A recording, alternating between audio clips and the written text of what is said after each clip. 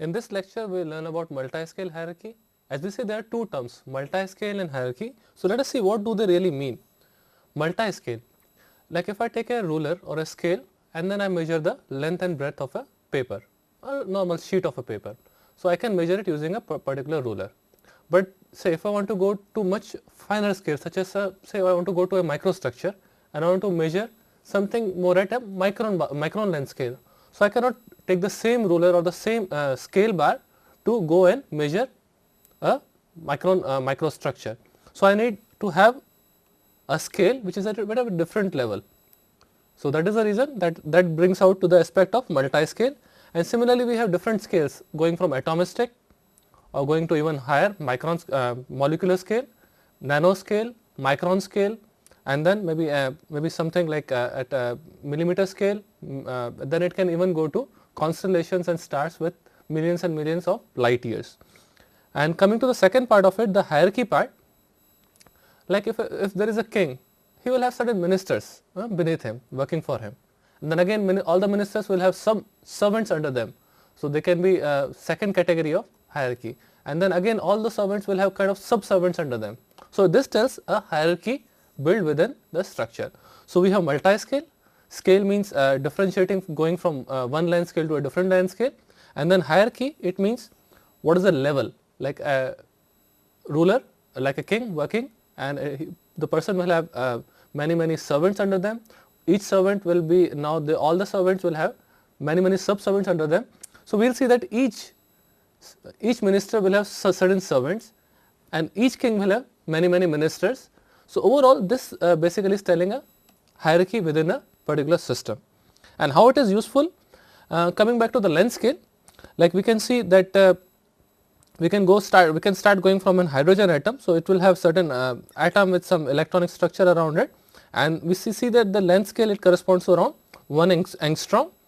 Going to a much higher length scale of around microns, we will see that all the red blood cells which are existent in our body, it can have certain red blood cells which which have a diameter of around 2 to 5 microns, and an ant basically will be millimeter in length. So going from an angstrom level to micrometer level to millimeter level, and as we know that a human being is approximately so many meters tall. So we will now come back to the length scale of a meter. So we will have human which will have a kind of length scale of around meter. So this tells the overall length scale, and hierarchy comes from the next thing. So let us see what is multi-scale hierarchy.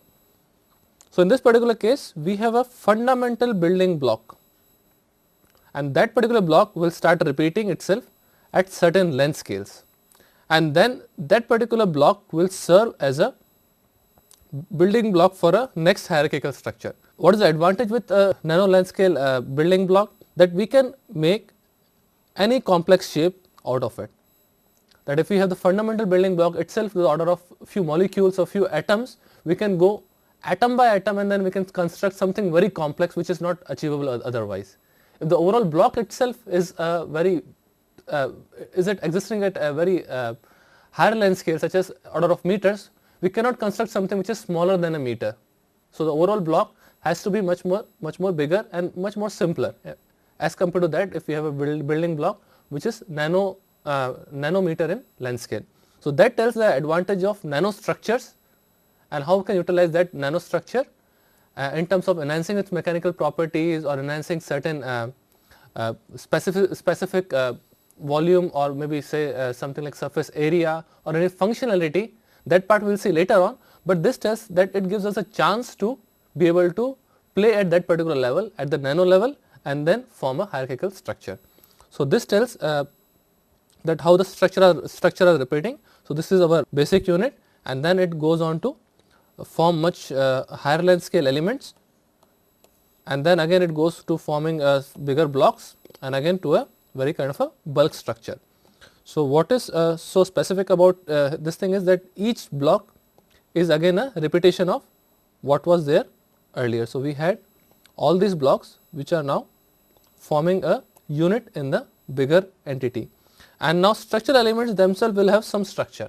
So that is one more advantage to it, that we can have certain structure which is existent either at a macro level or at a micron level or it can be at the atomic level. So, we can play with those couple of entities, that we can have a structure which with some hierarchy, that a bulk structure will have certain micron level hierarchy, it will have certain structure repeating itself at a micron scale, and then again that micron structure can have something which is repeating at a atomic or a nano scale. So, that is how the hierarchy is defined in structural materials. So, coming back to the way of hierarchy, we can define a certain system like which is existing, which is also man made. We can have certain networks. So, we have one very huge stations made up of many computers, and they basically do the data exchange. So, we have certain networks with some computers. So, each computer forms a basic unit of a network. So, now we go from a network to a computer, and then coming deciphering the computer itself, we will see that each computer will have certain chips introduced in it, because computer is the one which is doing certain calculation, and then it is performing certain functionality of a network. A network is the one which is giving us the overall picture or the overall processing of a particular process which has been assigned to it. So, computer forms the basic unit of the network. Now, computer will have many integrated circuits or integrated chips, which basically do the function. They form certain IC chips, which will have many circuits devised onto them, and then again the way integrated circuit work is through certain gates. So, we have diodes and all that, which will assign a certain direction to the information. So, the gates are the one which will have an input and have an output, and depending on the design of the gates, will get a path for the flow of information. So, that is what is defined by the gates, that in which direction the information has to go and how much it has to go. But again, all those gates will have certain very fundamental or individual components, such as resistors, maybe capacitors, inductors. So, these are the very functional units, the basic fundamental units which are dominating at the individual component level.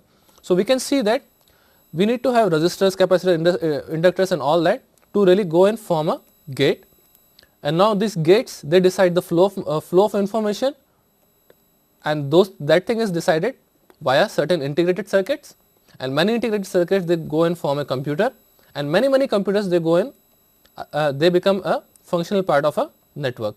So, this is how the overall hierarchy occurs,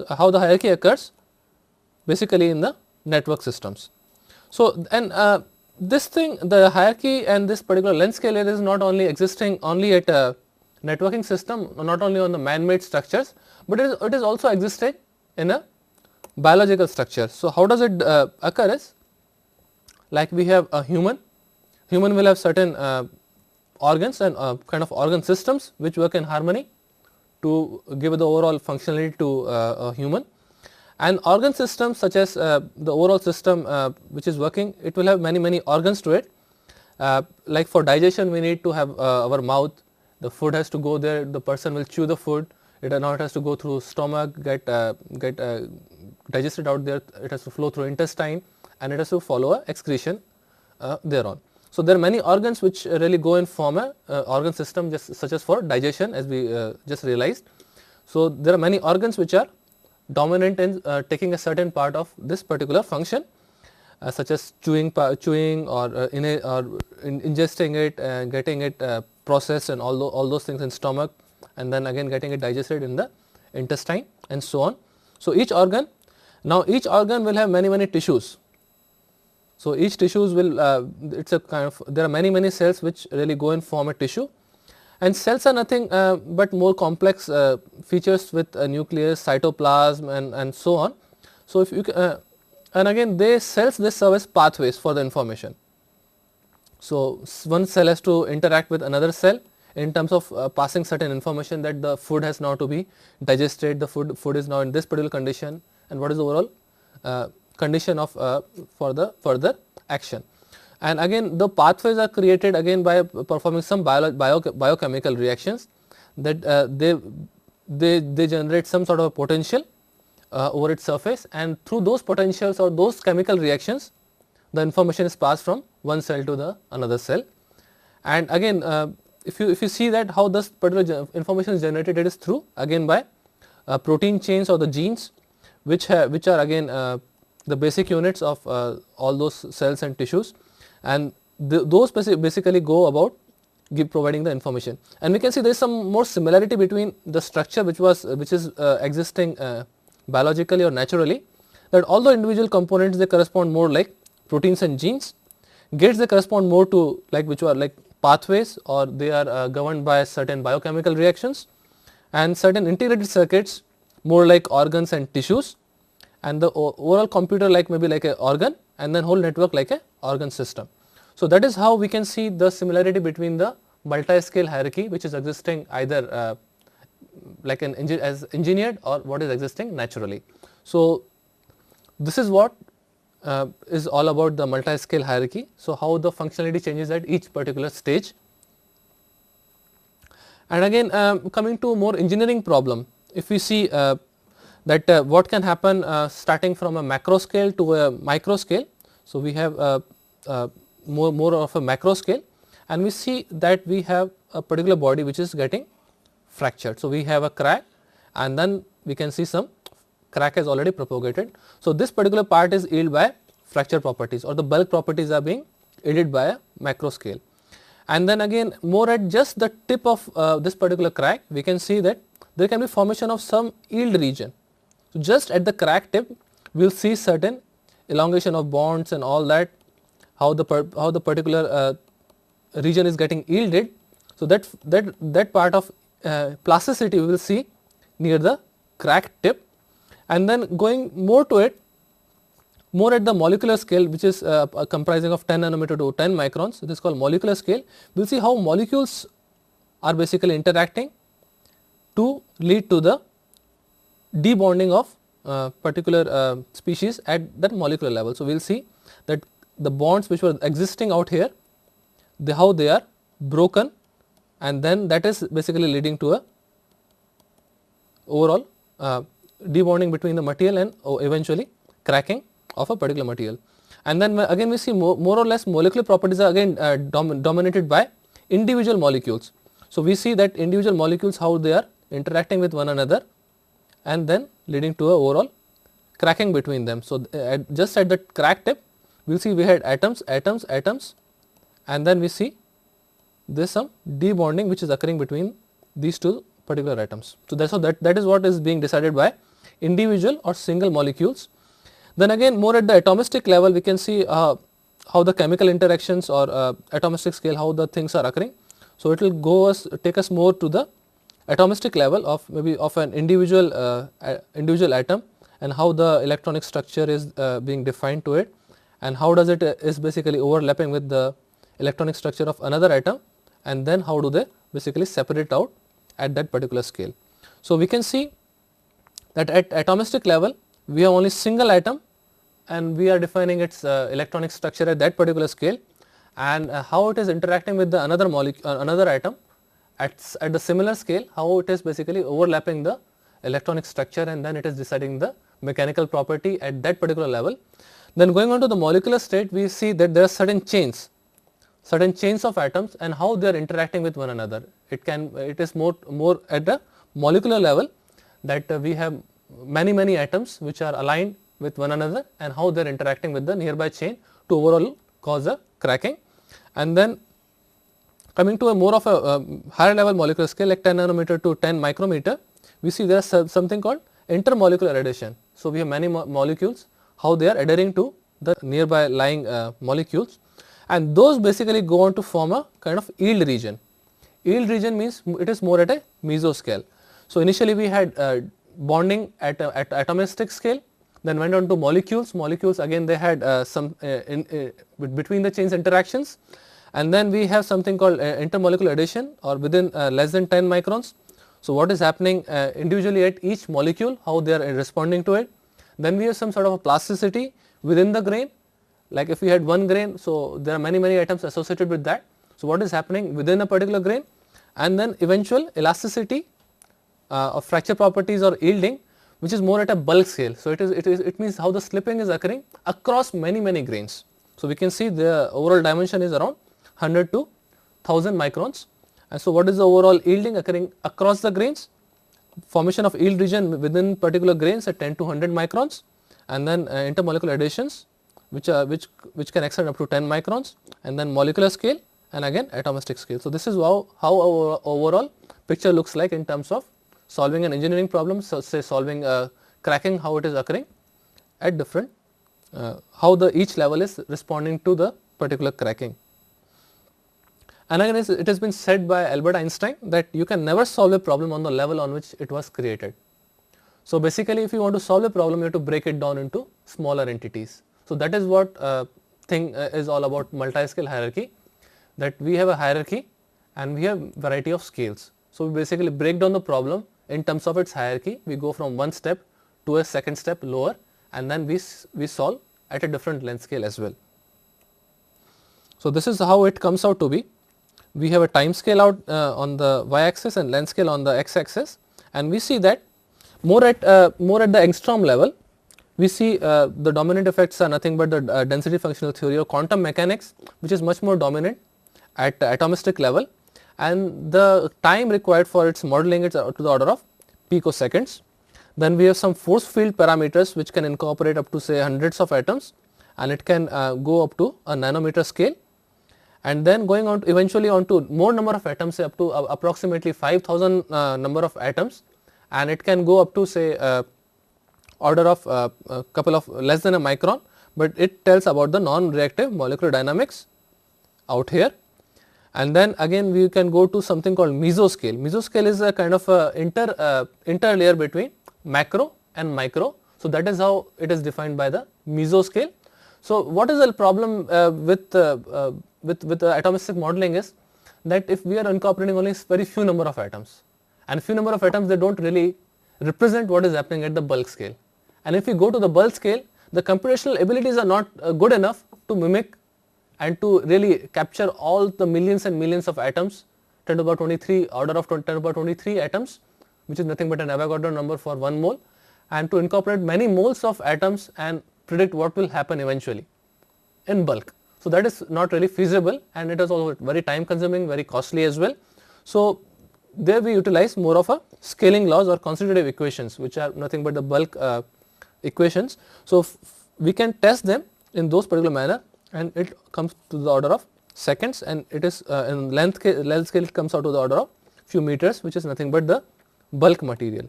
So which is nothing but the representative of the actual thing how the material is being really represented as. So now the continuum theory or the mesoscale kind of bridges between those two, and we can see that now here we are considering around 10 to the power 23 atoms, and they can go to continuum theory with 10 to the power 10 atoms or more, or again in mesoscale we are thinking about we are considering only around 10,000 atoms, and more in the non-reactive MD or real force field parameters we are taking up to 5000 atoms, and quantum mechanics we consider around 100 atoms. So this is how the overall thing really go on to. And again if you see one more thing, the kind of characterization techniques which are much more dominant in those particular location, like for deciphering something in the order of angstrom to nanometer, we have X-rays or NMR, and then if we want to go to more of a micron level or more, we have optical or magnetic tweezers or perform nano indentations and so on, and then we have AFM, MFS and so on. So these are the overall things how we can really distinguish and classify and characterize all the nanomaterials or going to the bulk properties. And biomimicking is one of the very fascinating fields which have recently emerged, because nature is the perfect engineer, and unlike we engineers, the nature will tend to optimize everything around it. If we want to make something very tough, we will go only about its toughness, not about its strength, not about its ductility, not about its say wetting properties, not about its shocking properties, shock absorbing properties, but we will go only about one property of probably increasing its hardness or maybe say strength. So nature is the perfect engineer, and that is the reason we want to learn from it always, because nature can handle compression, tension, shear. At the same time it can distribute energy in terms of absorbing the impact. It can stick the things together. Very nicely we see that how the gecko can really stick itself onto the wall. It can provide strong foundation in terms of providing a good skeleton or a good scaffold. It can regulate temperature, humidity and light such as in termite mounds. It can also create beautiful colors as in peacock feathers or even a butterfly wings. So, we can see how nature can really go about perfecting everything what it has created. But as engineers we want to mimic it for the sole reason that we want to optimize many properties which can be structural, which can be related to color, related to chemistry or related to anything. So, that is the thing we need to learn from nature, and for that it is something called engineering branch is called biomimicking. And we have always been learning from nature in the past. Like we have polar bear, it tends to go and form some holes in the polar regions. So, basically we get something which is a certain region, a kind of a covering with ice, and it keeps the bear pretty warm inside even in winters.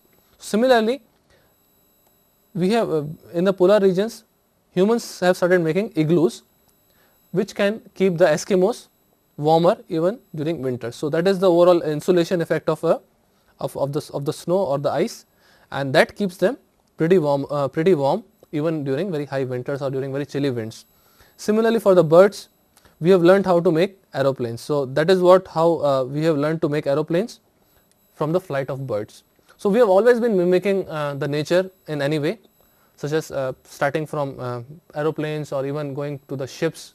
We have learned to how to make it float using whales and all such things.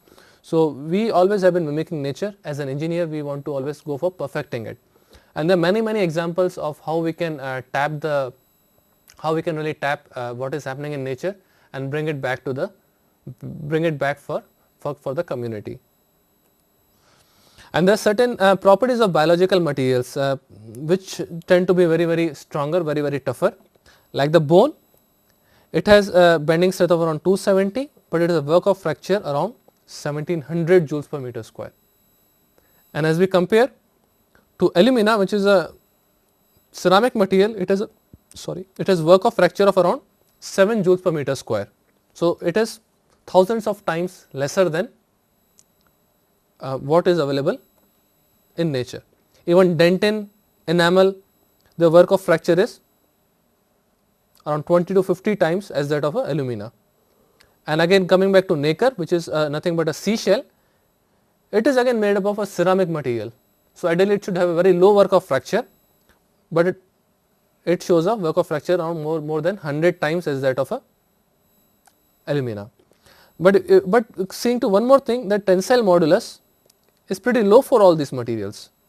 The bending strength is pretty low for all these materials, but for alumina the bending strength is very high, but still the work of fracture is very poor. This happens just because the way the nature has designed all these materials, the architecture of how the bones are basically made, or how the dentin and enamel or the nacre structure has been made.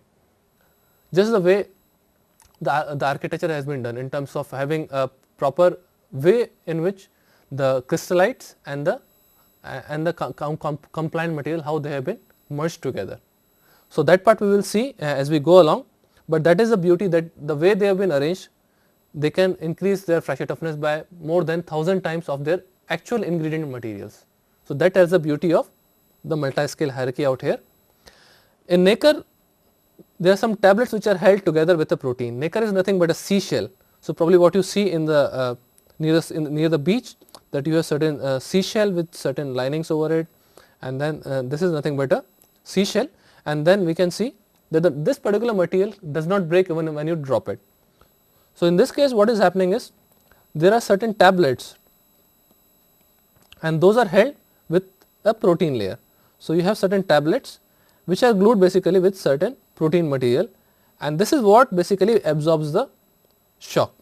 So, you have ceramic tiling kind of thing, and again these are nothing but the laminated and tabular nanocomposites. So, they are kind of tabulated out here, and then they have a protein layer which is binding them together,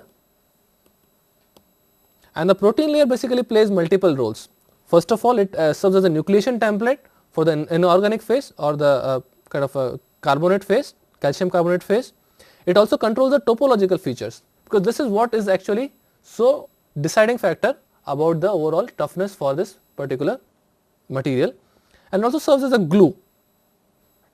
So basically it is nucleating the template, it is controlling the topological features, it is also serving as a glue, and that basically gives it much more toughening effect as compared to anything else. And how this particular layout has been generally generated, it has something called a brick structure. So we have something like this, and then brick structure basically emerges out of it, and these brick structures they have a glue or the protein layer between them. So we have certain protein layer which is kind of holding all the bricks together, and these are around order of maybe 200 to 500 nanometer, and you have certain regions of glue which is very thin, couple of nanometers out here, but this architecture gives them very much toughening. And how does it do it is basically the protein is nothing but a very compliant material, so upon any shock it can absorb the shock very easily, and all these are glued in the region of around 2 to 5 nanometer or so. So we have certain bricks as we see in the construction, and upon any impact all these bricks can also come out to take the particular shock. So it is not that if a crack is generated it has to propagate through, no.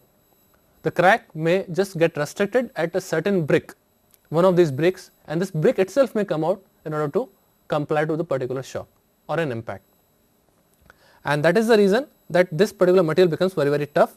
And if you see that one of the bricks can just come out, like they have architecture like this, and then one of the bricks, say this particular brick, may just kind of slide away. These are nothing but something like platelets. These are platelets, and this whole platelet can come off and make the structure very tough. So that is the beauty of this particular structure, that all these are tablets or platelets, and upon any impact they can just slide over one another in terms of rendering or absorbing certain energy and then becoming much more tougher. So these are called nanoperturbed interfaces, because that interface is the one which is allowing the tablets to move over one another or the tiles to move over one another. At the same time, this glue or the protein glue which is holding them, that also can absorb much shock, and it will try to hold the bricks above itself and below itself together. So that is the beauty of this particular nanoperturbed interfaces. Again, coming to a second example, like in gecko, and gecko basically gecko has a very nice ability to walk on any of the surface, on any surface, even when they are walking upside down, say on the roof, still it is able to stick itself and walk very easily. But we cannot really do that, because we don't have that much, we cannot really stick to the wall. Why? Because we have so much weight that even if we want to create certain vacuum or something like that, we won't be able to stick. And there had been a concept that geckos stick on the wall because they create certain vacuum on their feet, but that is not true. They stick because of intermolecular forces which are called van der Waals forces to stick on the wall. So if we have a roof and we try to stick below it, we will basically fall down. But gecko, what it can do, gecko can really stick onto the walls because of something called van der Waals forces. And how does these van der Waals forces arise is because that every square millimeter of a gecko's foot pad contains about 14,000 hair-like setae, where we have feet of gecko which have around 14,000 hair-like setae. So they have certain lamellas on their feet, and then lamellas will have some setae, around 14,000 hair-like setae, and setae are very fine. They are to the order of 5 micrometer diameter, and each setae will have in turn more than 100 to 1000 spatulae. So it is more like this. I had a surface which is very flatter in nature, then I create some micro roughness. So if I give it certain perturbations, we are seeing that this surface is acquiring, the surface area has gone up dramatically, because this is no more a projection area, it is more of a surface area which is providing it the van der Waals forces. So initially we have flat surface. So if flat surface is sticking over to a flat surface, it is nothing but like one-to-one contact. But once it has a setae, then setae will have some roughness to it because it has a diameter of around 5 microns, which is couple of microns longer as well. So we get some extra roughness from just because it has some setae on the surface. And again all the setae, they are in turn again tipped with more than 100 to 1000 spatulae.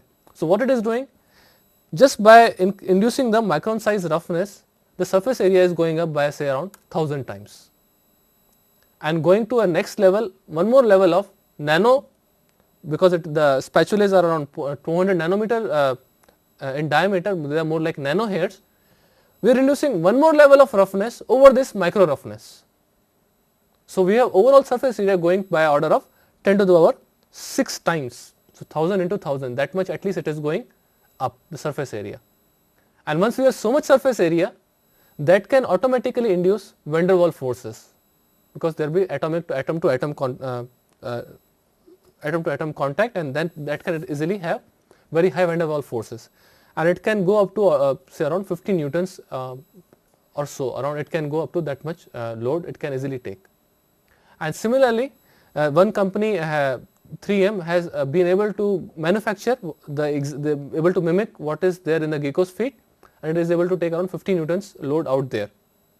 So we can stick a very huge, even a person of around more than 5 to 10 kgs, and we can easily stick onto the wall without letting it drop, just within by a 1 centimeter square tape. So that is how the particular structure can really give out much very nice adhesive forces to be able to stick it. But Teflon is the only surface on which a gecko cannot stick, because Teflon has a very low surface energy, and it does not allow anything to stick over it, because it will not allow anything to stick over it. So the gecko generally falls while walking on the Teflon surface, but it is because it has a very low van der Waals force out there. So how the gecko foot structure really looks like? First of all, the overall chemistry of a gecko foot, it has a sticky feet, because it has something very viscousy and sticky, so it can provide a certain anchor to it. So we have its gecko feet, so we have certain feet, and it is itself, the chemistry itself is very sticky. Over that we have certain lamellae. So the gecko's feet has certain lamellae which will provide extra roughness to it, and then all these lamellae will have setae. So setae are nothing but micrometer they have a micrometer diameter. So lamellae, they will have certain setae. So we will see there are certain micron size setae onto it, which are lined up on each lamellae. So if this were a lamellae, then we have many setae which are couple of microns in diameter, with 5 to 10 microns in diameter, around 5 micrometers in diameter, and couple of microns long, and then the tip of each setae has spatulae, and spatulas are nothing but kind of nano hairs with a diameter of around 200 nanometer. So the tip of this particular setae will have nano hairs on it, and as we have nano hairs on it, we are increasing the surface area by millions of times. So from lamellae, it is a sticky feed, so composition itself is very sticky. Then lamellae will have setae, it renders some micrometer diameter, so the surface area increases dramatically, and the tip of the spatulae will have again some tip of setae will have spatulae, and spatulas are nothing but 200 nanometer diameter. So that is one more advantage, that it is providing extra roughness to it, and then gecko can easily stick onto it.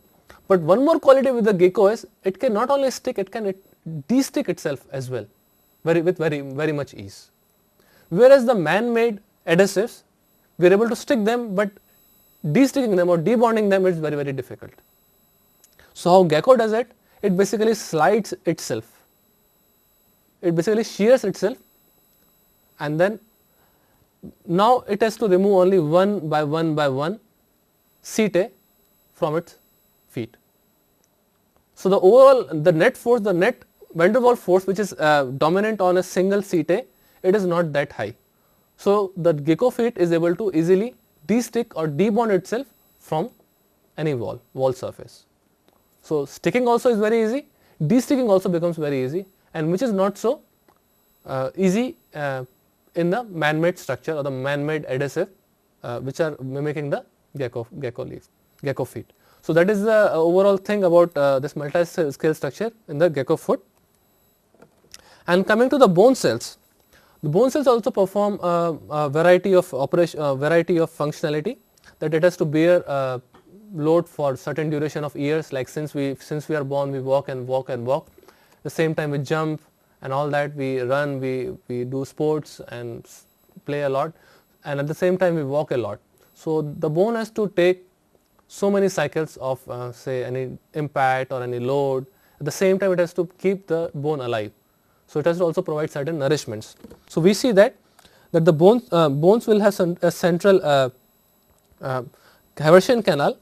So in the center we have Haversian canal, which is nothing but which supplies certain arteries or the blood to the particular bone, and then we have a system of something called lamellae around it. So each Haversian canal will have certain lamellae around it, and from there even the arteries will basically extend to certain other location, and the outside of it is basically more porous. And again, if you see, there are certain something called lacuna or canaliculi which are around it, which are nothing but different kind of porous regions which are extending from the central Haversian canal, and it has basically blood vessels which are flowing through it. So we have blood vessels and certain lamellae,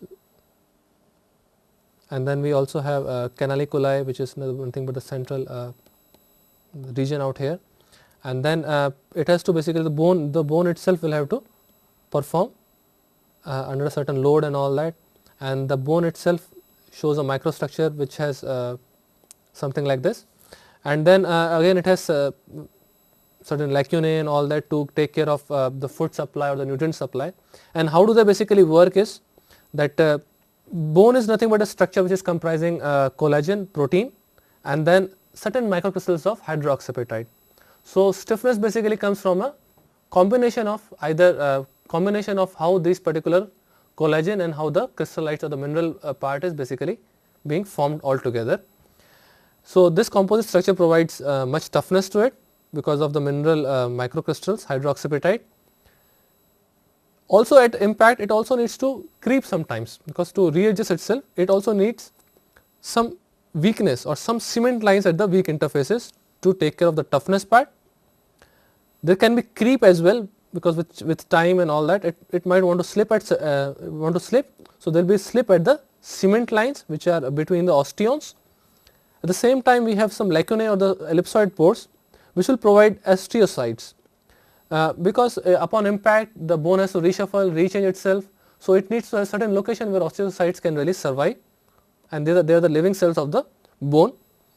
And bone cells basically they are able to remodel its structure because of the weak interfaces or because of these osteons. They are able to reshuffle itself or remodel itself to respond to the prevailing stresses, and that basically permits the bone tissue to remodel.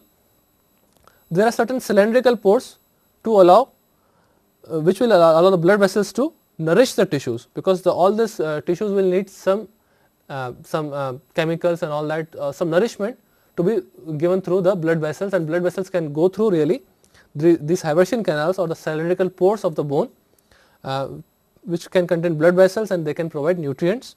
And there are certain very fine channels or canaliculi, and basically it is helped for pumping the nutrients through these particular channels.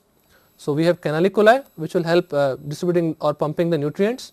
We have Haversian canals again which will allow the blood vessels to go through it and provide the nourishment. We have certain pores or the lacunae to provide space for the living cells.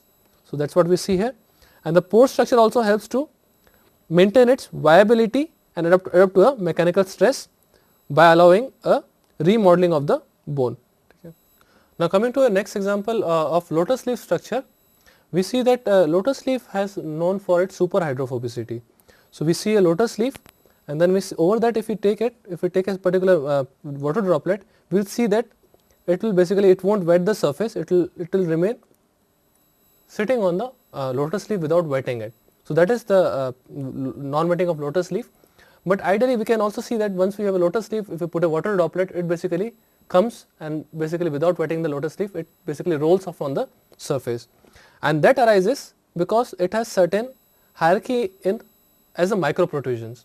There is some microprotrusions which are to the order of 5 microns as a globules globules which are sitting on the lotus leaf surface, and then they are spread across with a distance of 5 to 10 microns apart, and around 5 microns in diameter, and those basically provide extra roughness to it. So that basically is giving it extra or additional hydrophobicity in terms of to the lotus leaf surface. And more than that, there are certain nano hairs which have a diameter of around 100 to 150 nanometers. So they basically provide much more order of 100 to 200 nanometers, and they provide additional or additional surface. So the apparent contact angle goes even beyond 160 degrees. So the transition from hydrophobicity to super hydrophobicity is very, very drastic. Even though the difference might be only couple of theta value of around 30 to 40 degrees, but still the property itself changes from hydrophobicity to super hydrophobicity. And there is a group in Michigan, they have basically tried that they burn the surface without damaging the microprotrusions, and they just removed the nano hairs, and from that they could see that the contact angle has reduced from 165 degree to less than say 140 degrees. So the additional 14, 15 or 16 degrees which is coming out, it is only because of the nano hairs, and that is imparting it super hydrophobicity. It means the contact angle has to be in excess of 160 degrees. So that part is being provided by the lotus leaf surface because of their nano hairs or nano roughness which is inherent in on the lotus leaf surface. And again the spider silk is also known to be very strong. It is because there are certain amino acids and which have alternating layers of glycine and alanine, and then they have assembled into a beta sheet. Beta sheet is nothing but kind of a zigzag structure with a bulky side group. So they form certain crystalline regions, and those basically comes as they form a kind of a crystal, and all these crystals basically come as certain crystalline regions with a amorphous amino acids kind of hovering around it. So we have certain crystalline regions and certain non-crystalline regions or amorphous regions, and these are basically have a beta structure. So this is a beta structure around here. We see that beta sheets, and they stack to form crystals, and other segments apart from these crystals, they remain amorphous. So we have a combination of amorphous and a crystalline region that basically gives it much more strength, and it is basically the interplay between the hard crystalline segment and the elastic semi amorphous region, and that is the reason which gives it additional or extraordinary properties of basically its strength, and that is what defines the spider silk.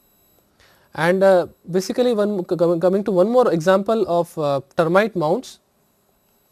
Termite mounds are basically seen in Africa, Australia and the Amazon. The advantage they have is that they are basically they can stay cool in summer, and they can remain hotter they can survive the cold even during nights and all that, because of the energy they have stored during the daytime. So they can stay cooler for longer times, and this basically forms a basis for engineers because it can serve as a low energy intensive material. If we have this particular material, we can provide passive air conditioning. So we are not basically using any energy in terms of providing this particular air conditioning. So that is the advantage of this particular thing. So again coming back to the slide, and how does it work is that the mounds, they collect the warm sun in the morning and evening, and as the center stays cool. But once the night has fallen, the heat which has been captured earlier is now transferred back to the interior. So it is now transferred back to the interior, and also it uses a stack effect to cool and ventilate the interior of the structure. So it has basically a stack structure more like this, with certain closures and all that around itself. The overall idea is that the ventilation is dependent on the temperature outside and inside. If it is very hot, then the ventilation will go stronger. If it is hot, then ventilation will go stronger and the air will keep passing and it will get released from above itself. So, we will have very good ventilation, very huge airflow when the overall climate is little warmer. But when it is very cold, it is very cold outside, then basically what is happening is the heat which is being trapped outside, it starts flowing inside, because there is no ventilation anymore. There is no difference between the temperature outside and inside. So, the ventilation, overall ventilation is basically slowed in cold during the times of cold. So, the overall ventilation is slowed down. So, heat which is being captured here, it cannot go out. It basically comes back because of poor ventilation and it starts warming the interior of the mount. And now warm air is drawn up to the network of tunnels that are similar to capillaries in the human skin, and the warm or gaseous air is exchanged at the structure's surface. So, that is what the overall thing is about termite mounts, that how the overall ventilation can occur, that once the temperatures are very hotter, there will be very nice ventilation which will be available from termite for this particular structure. And also there are certain designs which are adopted such as by Eastgate, that they have designed structures like this, that they have some kind of a stacking effect. It is also utilized in either material processing, that it can retain most of its heat during the material is being processed, or even some structures or the buildings that take care of this particular heating effect. In winters, the sun is warming the side walls. So, this is basically heating the overall surface, and as the heat is very high, the ventilation will go to a good extent, and then heat will get released from the top channels. But if the climate is very cold, then what will happen, that the heat which is being collected from the walls or from the surface or from the roofs will stay inside, and it will, and because of poor ventilation, it will again warm the chambers of the building inside. So, that is how the overall thing works, that it stays warm because of poor ventilation in winter, and in summer what happens, because of better ventilation, the air basically goes away. And this basically brings us to something called peacock feather colors. We know that the color can be given either, it can be either pigmented or it can also be through some structures. It can either diffract, it can get transmitted through the corners, and it can provide certain colors. But the problem with the pigment colors is that they do not stay longer. Those chemical colors, they do not stay longer. The lifetime is couple of years, hundreds of years, but again it basically does not last eternally. Whereas this color which is being provided by the structure, it stays forever. So, it does not require any dyes or any chemicals to provide itself a new color, it just remains there as such. And as we know that peacock feather color and the butterfly feather color, they are not pigmented, they are basically structured. So, we can see that pigmented colors, they basically die with time, whereas structures, they remain eternally, because that is a structure which is giving out the color. So, we see that a peacock feather will have certain regime like this, and then it will have certain colors around it, maybe very dark blue, then we will have certain fringe of kind of green and certain fringe of brown. So, all these colors are provided just by the way the structure or the number of melanin rods which are making this particular feather, how they are basically structured. So, we see that there are certain number of melanin rods which are around 9 to 12 for green or blue, or around 4 for brown, and they have certain very nice regular structure. So, these all structures which have certain porosity as well of a controlled size or controlled distance between them, and these blocks are around couple of nanometers, around 2 to 5 nanometers in length and breadth, and those particular form a kind of a rectangular lattice structure, and this particular lattice structure is which is responsible for providing a color which is kind of a structured color to the peacock feather. So, this is the overall thing what we learned in this particular multi-scale, that initially we need to have a fundamental building block which can go on to forming something at different scales and at different hierarchies, and each length scale, like say coming to micro, it can have a different structure. At nano it can have a very different structure. Say in case of a gecko or in case of a lotus leaf, we can have a nano hair which is predominant at nanoscale, but once we come to micron scale, in gecko we have more something called setae or spatulae, and then those go on to form something lamellae, whereas in lotus leaf we have nano hairs, and coming to micron scale we have something called micro protrusions which are more like microspheres, and then they go on to forming a super hydrophobicity. So we can see that gecko can stick onto any surface, whereas hydrophobicity is coming out via non-wetting. So very drastically different properties how they can be engineered by utilizing this multi-scale hierarchy. And then we realized how differently, what a hierarchy can be classified, say in terms of cracking. So what kind of interactions we see more at atomistic scale, and it basically defines single atom and what is the electronic structure around it to give it certain bonding properties, how it can go on to forming a molecule, and how it can go on to forming a molecular chain which will have certain interactions between them, and how it can go on to forming certain localized yield regions, and then how it can go on to forming a more plastic regime which can extend to certain grains, to many grains, and what is the overall bulk yielding which can define the bulk property of a particular material. So we see how the hierarchy or how the length scale is basically deciding what is happening differently at each scale. So we had different hierarchy at each scale, and that is what is defining the mechanical properties. And also we saw that how the nature has been the master engineer starting from